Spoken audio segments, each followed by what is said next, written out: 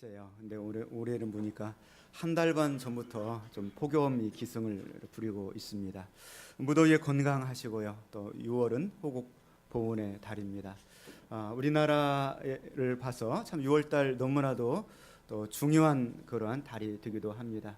또 나라를 위해서 많이 또 기도하시고 한 달 동안 우리 나라와 또 우리 교회와 가정 가운데 또 여러분의 자녀들 가운데 하시는 일 가운데 하나님의 응답과 축복과 기적의 역사가 함께 하시기를 주님의 이름으로 축원을 드립니다.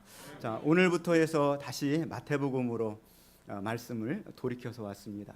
몇 주 전에 기억나실지 모르겠습니다. 예수님께서 사람들을 바라보시면서 불쌍히 여기셨다, 긍휼히 여기셨다, 목자 없는 영과 같이 유리하며 기진함이라.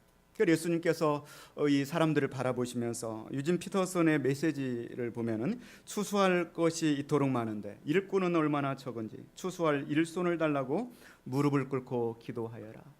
정말 여기 추수할 것은 어떤 보리와 곡식이 아니라 사람들이라고 그랬어요.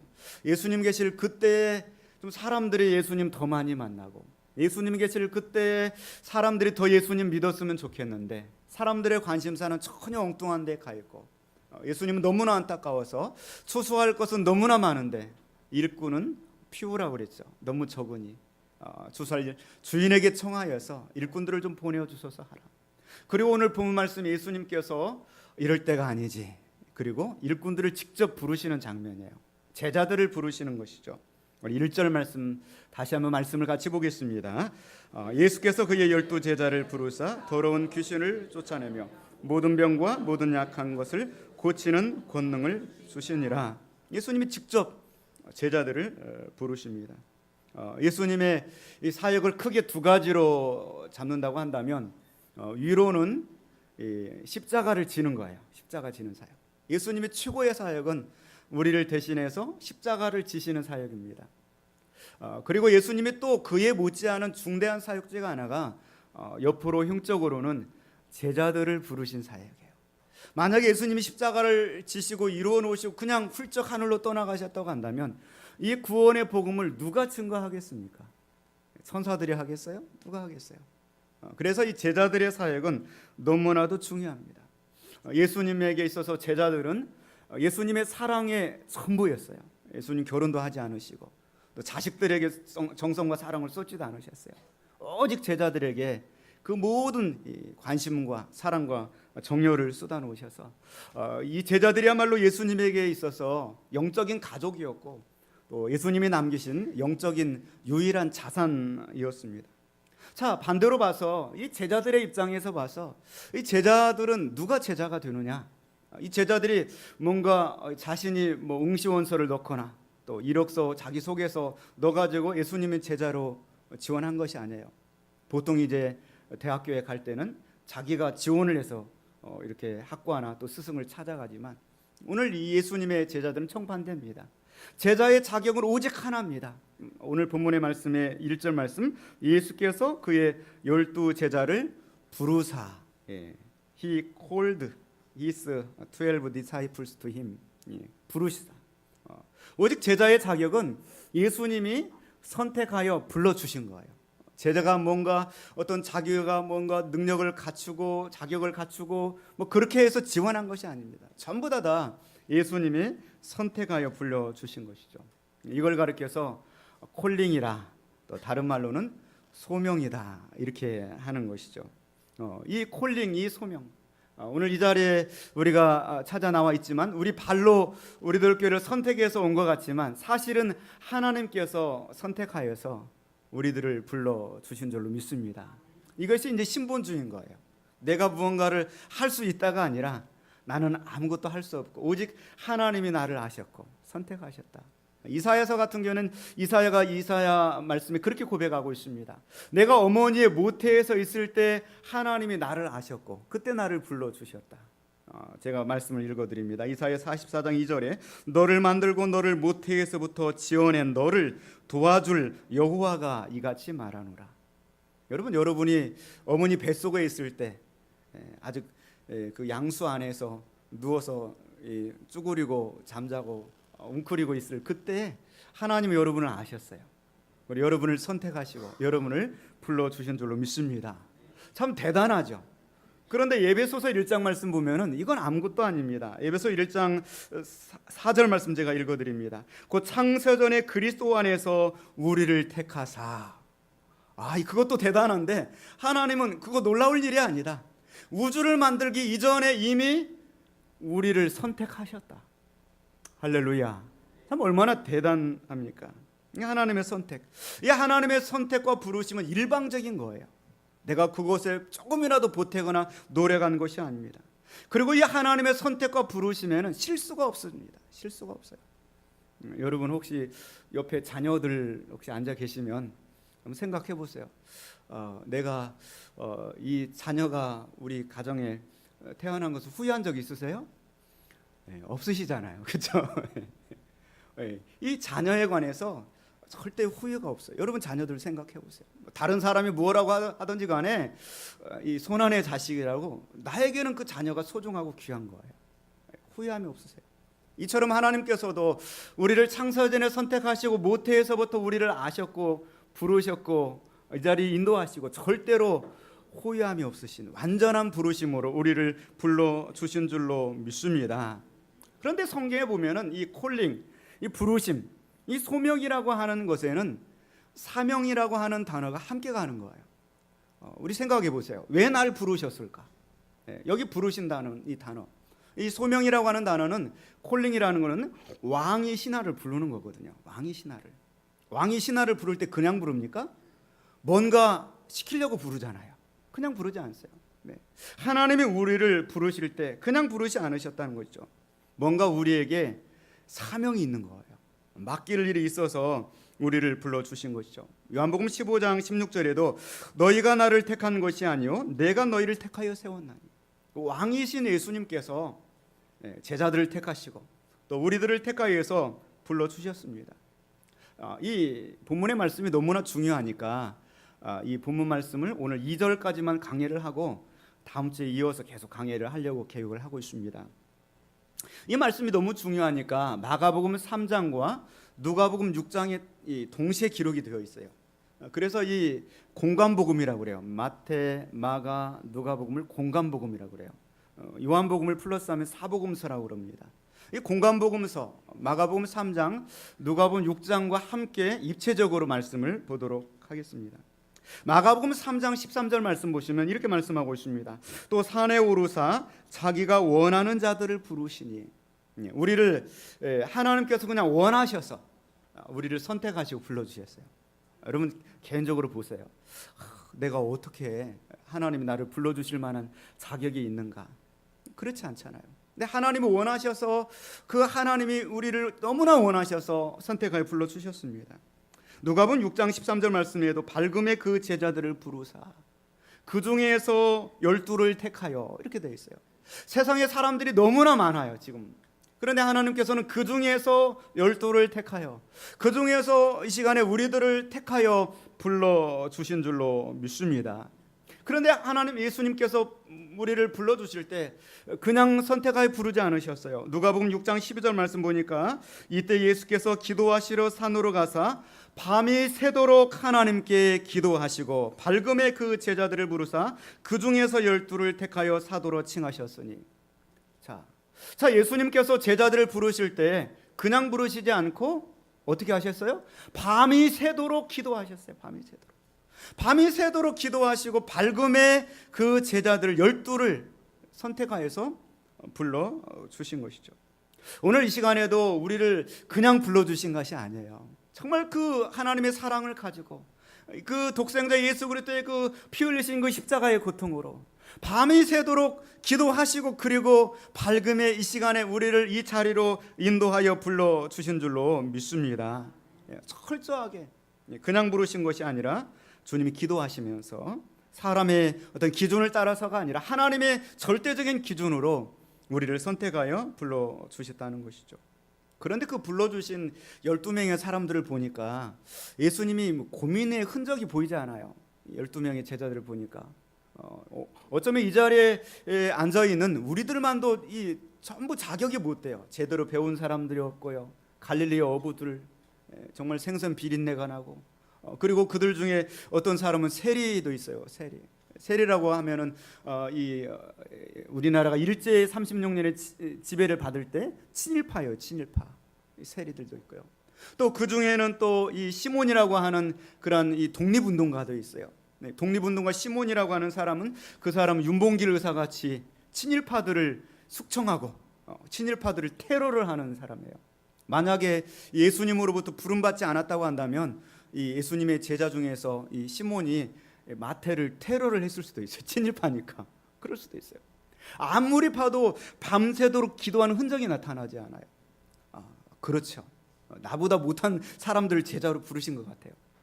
그런데 이 시간에 우리 자신들을 또 살펴보니까 예수님이 밤새도록 기도하고 불렀다면 우리 같은 사람을 불렀을까? 좀 더 괜찮은 사람 부르지 않았을까? 또 그런 생각을 해보게 되는 것이죠. 그 예수님께서 이 부르실 때 불완전하고 모자라고 형편없지만 그들을 그 현재 있는 모습을 보고 부른 것이 아니라 그들의 미래를 바라보시고 그들에게 하나님의 사랑을 더 씌워서, 사랑은 눈이 멀게 하잖아요. 사랑은 엄청난 힘이 있습니다. 그래서 그들을 불러주신 것이죠. 여러분, 이 제자라고 하는 그 뜻은 헬라어로 마테테스라고 그래서 배우는 자입니다. 마테테스, 배우는 자입니다. 여러분, 어떤 학생이 이제 유치원을 졸업하고 나 이제 학교에 간다. 막 컸다. 그리고 가방을 탁 메고 학교 다녀오겠습니다. 인사하고 탁 가요. 그럼 부모님이 야, 이제 너는 정말 의젓하다 이렇게 생각하나요? 걱정하죠. 차 조심해라. 멀리 가는데도 학교 오늘 잘 다녀올 수 있을까? 걱정을 해요. 여러분, 아무리 훌륭한 사람도 초등학교 앨범에 있는 사진을 보세요. 얼마나 모자라 보입니까? 초등학교 앨범 사진 보세요. 얼마나 참 촌스러워요. 떼국물이 흐르고요. 그렇잖아요. 아무리 훌륭한 사람도 그래요. 자, 오늘 제자들의 모습도 그런 거죠. 지금은 비록 이렇게 자격을 갖추지 못한 것 같지만 하나님은 그들의 미래를 바라보시고 불러주셨어요. 어쩌면 이 시간에 앉아있는 우리들도 모자라 보여요. 부족해 보여요. 나 같은 사람을 왜 불러주셨을까? 그러나 하나님께서는 우리들의 미래의 기대와 소망을 걸고 우리들을 불러주신 줄로 믿습니다. 이 제자들은 정말로 형편없었습니다. 깨닫지 못했어요. 또 제자들 중에 어떤 사람은 정말 예수님의 수제자라고 불러주셨는데도 불구하고 예수님의 사이에 거침돌이 되고 또 사탄의 역할을 하고 예수님을 넘어지게 하는 역할을 했다. 마태복음 16장에 이 시몬 베드로가 주는 그리스도시요 살아계신 하나님의 아들이십니다 고백을 하니까 예수님이 너무나 기쁘셨어요. 그래서 예수님께서 비밀을 이야기해줘요. 어떤 비밀이요? 십자가의 비밀을 이야기해줘요. 이때로부터 예수 그리스도께서 자기가 예루살렘에 올라가 장로들과 대제사장들과 서기관들에게 많은 고난을 받고 죽임을 당하고 제3일에 살아나야 할 것을 제자들에게 비로소 나타내시니. 자, 얼마나 참 기뻐서 비밀을 이야기해줬는데 베드로가 이야기하죠. 주여 그리하지 마옵소서. 이 일이 결코 주께 미치지 아니하리이다. 예수께서 꾸짖어요. 사탄아 내 뒤로 물러가라. 너는 나를 넘어지게 하는 자로다. 참 이렇게 이 하나님의 뜻을 깨닫지 못하고 예수님의 사이가 거침돌이 되는 또 사탄이라고 책망까지 듣기도 했고요. 자, 어느 날은 제자들을 보니까 제자들이 확 열띤 논쟁을 벌여요. 열띤 논쟁을 벌여요. 그래 예수님께서 속으로 일말의 기대감을 가지세요. 이 제자들이 지금 모여가지고 전도하려고 지금 계획을 세우면서 호평동 천마산으로 가야 된다. 이마트 앞에서 사람, 롯데슈퍼 앞에서 해야 우리 교회 가까우니까 전도할 수 있다. 아주 기특하구나. 귀를 기울여서 들어보니까 전도하려고 열심 내는 논쟁이 아니라 누가 높으냐 서로. 네가 높으냐 내가 높으냐. 그런 논쟁을 벌이는 것이죠. 예수님 얼마나 마음이 아프시겠어요. 참 한숨만 나오죠. 예수님께서 어린아이 하나를 세우시고 정말 높은 자가 되고 싶으면 이 어린아이처럼 되어야 된다. 그렇게 말씀하시잖아요. 너희 중에 누구든지 으뜸이 되고자 하는 자는 너희의 종이 되어야 하리라. 인자가 온 것은 섬김을 받으려 함이 아니라 도리어 섬기려 하고 자기 목숨을 많은 사람의 대속물로 주려 함이니라. 또 한 번은 그런 적이 있었어요. 예수님이 12명의 제자들을 이렇게 데리고 다니는데 이제 십자가가 멀지 않아서 예수님 그 십자가에 대한 그 무거운 중압감과 고민이 밀려오는 그러한 때였어요. 그런데 어느 집에 들어가서 저녁 식사를 하려고 하려는데 여기저기서 발냄새가 나요. 샌들을 신고 12명의 남자들이 다녔으니까 몸에서 땀 냄새 나고 발냄새가 진동을 해요. 그럼 그들 중에 누구라도 좀 물을 떠와서 우리 발을 씻고 식사를 합시다, 이렇게 제안을 하거나 이렇게 해야 되는데 서로 높은 거예요. 이거는 내가 할 일이 아니야. 안무개가 좀 움직였으면 좋겠는데, 막 냄새는 나는데. 그래요. 예수님이 결국에 일어나시잖아요. 우리 수건을 두르시고, 그리고 대에 물을 담아다가 제자들의 발을 씻겨주는데 또 제자들은 꼼짝 않고 그러고 있어요. 시원하고 좋다. 그러고 있어요. 그 예수님께서 말씀하시잖아요. 내가 주와 선생이 되어 너희 발을 씻었으니 너희도 서로 발을 씻어주는 것이 옳으니라. 자, 성경 말씀 보면 이 제자들의 모습에 참 실망스럽고 한심스러울 때가 너무나도 많습니다. 그런데도 예수님께서는 그러한 제자들을 불러주셨다니, 다른 사람을 부른 것이 아니에요. 그러한 제자들을 불러주셨고요, 다른 사람을 부른 것이 아니라 그러한 우리들을 기도하시고, 그리고 친히 우리들에게 사랑을 더 씌워주시고 소망과 기대감의 눈에 들어서 우리를 불러주신 줄로 믿습니다. 자, 그리고 오늘 2절 말씀 보니까 2절 말씀 같이 보겠습니다. 12 사도의 이름은 이러하니 베드로라 하는 시몬을 비롯하여 그의 형제 안드레와, 아멘. 그리고 이제 2절이 반복돼요. 2절이 반복돼요. 그런데 약간 2절에 가면서 1절과 차이점이 나타나요. 1절에서는 12 제자를 부르셨다 이렇게 나와요. 근데 2절에 넘어가면서 뭐라고 나타나고 있습니까? 12 사도의 이름은 이러하니라. 12 제자라고 1절에서 이야기했는데 한 절을 넘어가면서 사도라고 호칭이 바뀌어지게 돼요. 사도는 어파슬스라고 그래서 보내심을 받은 자, 그런 뜻을 가지고 있어요. 이 제자와 이 사도는 하늘과 땅 차이예요. 제자는 초등학교 1학년 가방 메고 가야 되는, 이게 제자예요. 사도는 이제 국가의 어떤 고위직에 있는 사람, 보내심을 받은 사람, 전권 대사예요. 특사예요, 특사. 보낸 사람, 그 사람과 거의 동등한 위치에 있는 거예요. 12 사도를 부르사. 제자들이 그렇게 부족하고 형편없는 사람들로 말씀을 했었는데 2절 말씀에 12 사도의 이름은 이러하니 이렇게 말씀하고 있는 거예요. 이 제자와 사도는 하늘과 땅 차이입니다. 북한에서 이번에 특사를 보냈잖아요. 그랬더니 미국의 이 대통령이 그 특사를 받는데 마치 이 북한에 김정은이 온 것처럼 환영을 하고, 그리고 6월 12일 날 회담하겠다 이렇게 선언해요. 이 특사가 그 정도로 중요해요.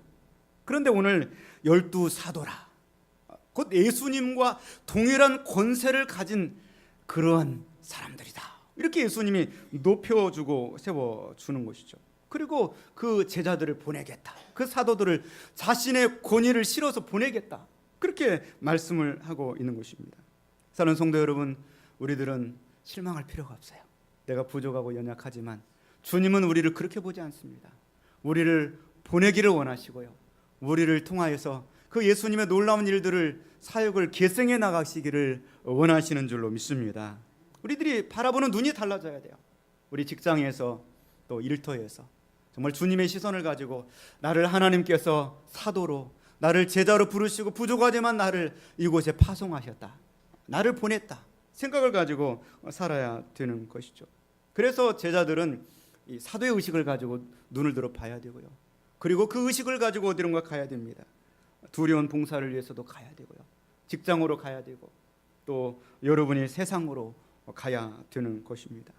그리고 또 저 북한 땅을 바라봐야 되고요, 언젠가 북한 땅에 그 문호가 열릴 때 남한에 남아도는 많은 이 성도들, 크리스찬들이 저 땅을 바라보면서 가서 복음 전하는 날을 대망하며 기도해야 되고요, 또 우리 청년들은 제주도를 품고 바라봐야 돼요.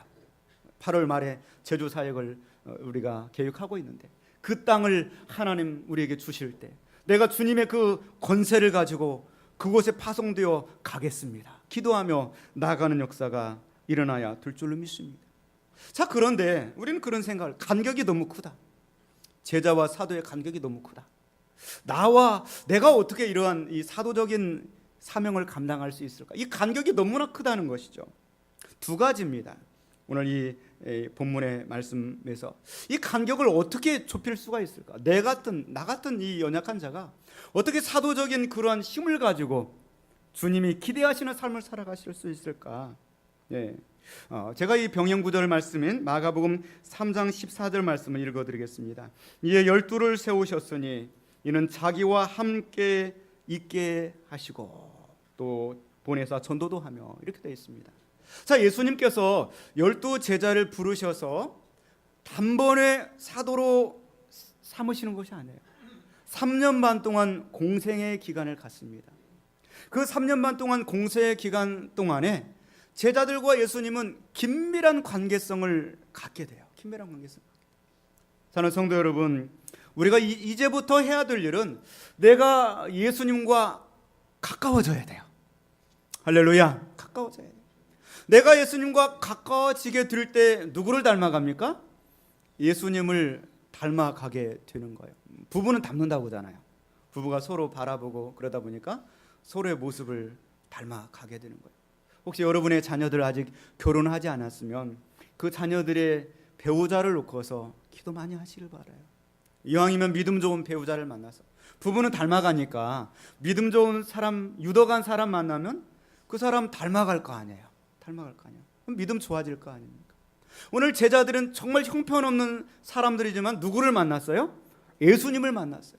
예수님을 가까이 하고 3년만 동안 동고동락을 하니까 누구를 닮아가요? 예수님을 닮아가는 거예요. 예수님을 닮아가는. 그래서 그 형편없고 자격 없는 제자들이 성숙하는 거예요. 성장하게 되는 것입니다. 예수님을 가까이 하시기를 주님의 이름으로 축원을 드립니다. 성숙해 나가는 거예요. 사도행전 1장 21절로부터 보면은 예수님의 제자 중에 가룟 유다가 예수님을 팔고 나중에 목매어서 자기를 하게 됩니다.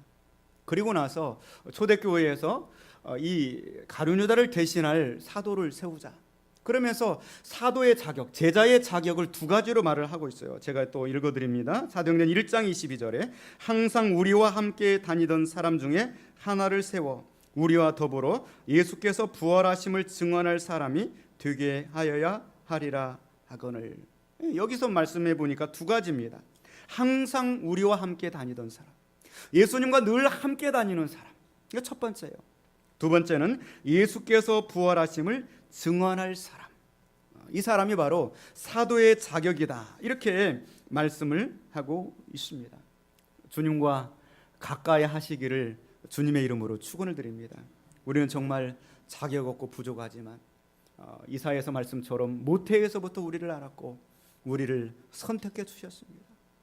에베소 1장 말씀처럼 창세 전에 우리를 선택하여 주셨습니다. 정말 하나님은 우리를 사랑하시고요, 우리 대한민국을 너무나도 사랑하시는 줄로 믿습니다. 이번 달 호국 보훈의 달, 너무나 중요한 달입니다.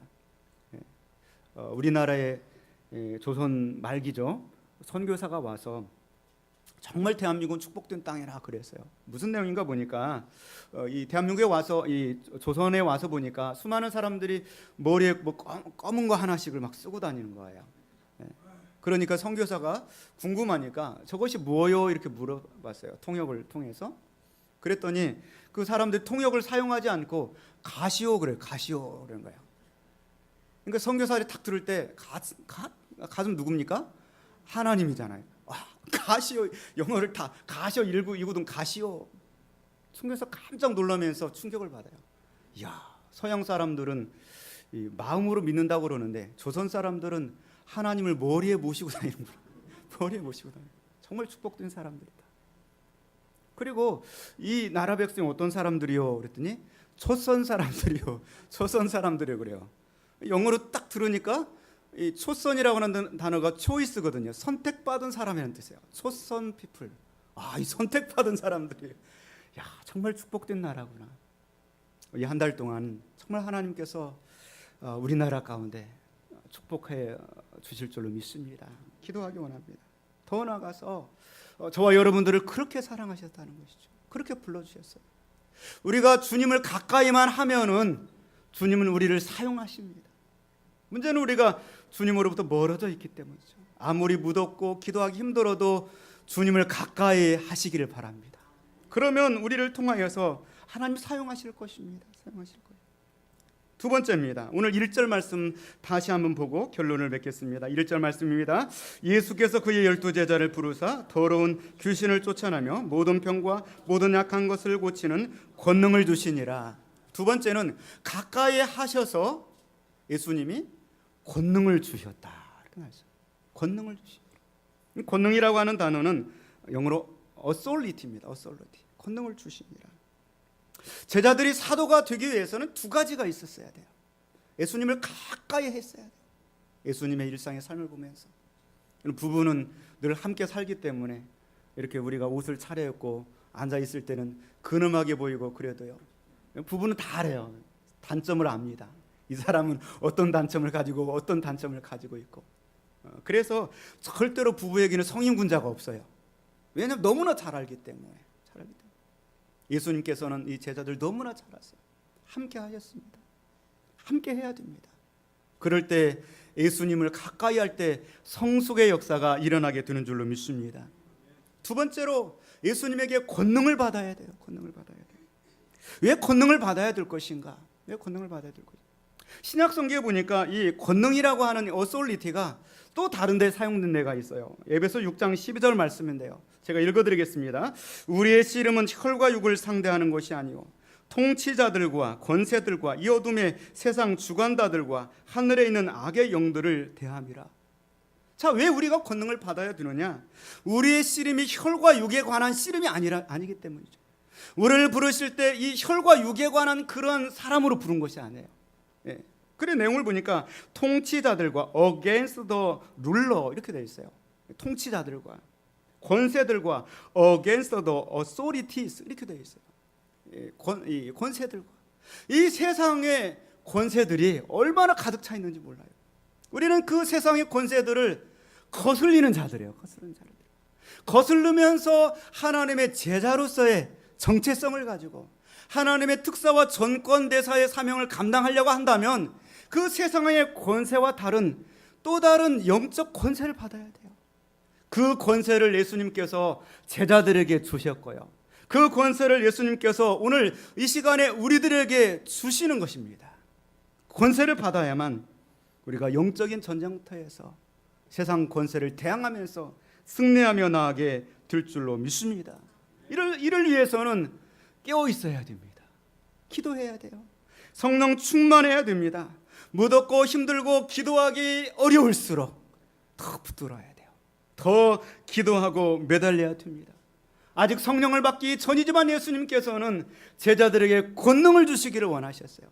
지금 우리는 성령의 시대를 살고 있습니다. 우리들이 얼마나 기도하고 매달리면 하나님께서는 우리 가운데 그런 영적인 힘을, 영적인 권세를 허락하여 주실 줄로 믿습니다. 이러한 이 권세는 오늘 예수님의 12 제자들에게만 주시는 것이 아닙니다. 마가복음 16장 17절 말씀 보니까 믿는 자들에게는 이런 표적이 따르니니 곧 그들이 내 이름으로 귀신을 쫓아내며 새 방언을 말하며 뱀을 집어 올리며 무슨 독을 마실지라도 해를 받지 아니하며 병든 사람에게 손을 얹은즉 나으리라 하시더라. 아멘. 믿는 사람에게 이런 표적이 따르느니 예수님을 믿는 모든 사람들은, 예수님을 가까이 하는 모든 사람들은 이런 권능을 주신다고 약속하고 있습니다. 예수님에게 권능이 있는 것이지 나에게 있는 것이 아니잖아요. 예수님의 보혈의 능력이 있고 사단을 결막하는 능력이 있고 성령의 능력이 있고 사탄 마귀를 대적하는 능력이 예수님에게서 나오게 되는 줄로 믿습니다. 복음의 능력이 있습니다. 또 이 6월 한 달 동안도 정말 주님 제가 제자입니다. 나 같은 저희를 불러주셔서 감사합니다. 나의 미래를 바라보시고 소망 가운데 불러주신 것을 감사합니다. 그리고 그 소명 속에는 사명이 있다고 그랬잖아요. 왕이 부를 때 그냥 안 부른다고 그랬죠. 나에게 주신 그 사명이 있습니다. 그 사명을 감당하기 위해서는 예수님을 가까이 해야 돼요. 가까이 하겠습니다. 그리고 예수님을 가까이 할 때 나에게 숨겨졌던 권능이 나옵니다.